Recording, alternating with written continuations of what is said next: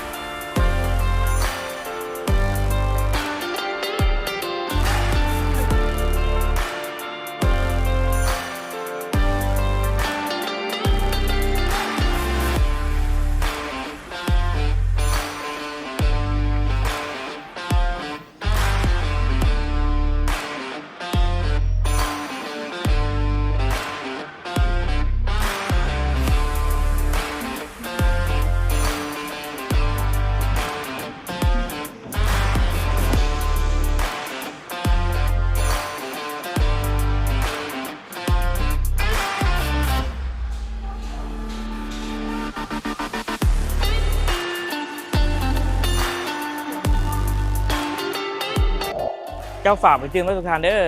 กับห้านขายรถเพชรสยามแสงเนาะซื้อขายเหล็กเปลี่ยนเทิร์นสำหรับห้านขายรถเฮาจะมีอยู่3สาขาเด้อทุกท่านเด้อสาขาที่1แม่นอยู่สาขาบ้านโพธิ์สะอาดเมืองท่าแขกแขวงขมวนเนาะจะเป็นสาขาใหญ่สาขาที่2แม่นอยู่เมืองสยามบุรีแขวงสยามบุรีเด้อทุกท่านอยู่ภาคเหนือเนาะและสาขาที่3เป็นอยู่นครปักเซ่แขวงจำปาสักมันอยู่ภาคใต้เนาะท่านใดสนใจรถรุ่นใดคันใดก็สามารถสอบถามกันเข้ามาได้สามารถเข้ามาเบิ่งมาเยี่ยมมาชมเนาะมีราคาโปรพิเศษของแจกของแถมส่วนลดราคาพิเศษเนาะสำหรับท่านใดที่ติดต่อมาเนาะสอบถามข้อมูลรายละเอียดต่างๆเกี่ยวกับการสดการผ่อนการเทิร์นต่างๆโอ้ร่วมกันได้เจ้า